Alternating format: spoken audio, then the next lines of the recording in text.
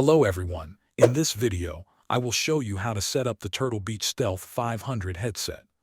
First, take the wireless transmitter that comes with the headset and plug it into an available USB port on your console or computer. Make sure it is connected properly before moving to the next step. Next, turn on the headset by pressing and holding the power button for about 2 seconds.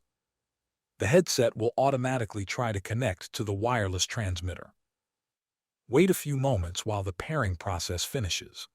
To confirm that everything is connected correctly, check the indicator lights. The light on the transmitter and the LED on the headset should both become solid green. This means the headset and transmitter are successfully paired and ready to use.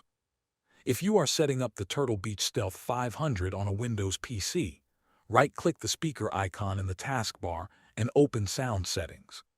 Under the Output section, select the Stealth 500 as your default playback device.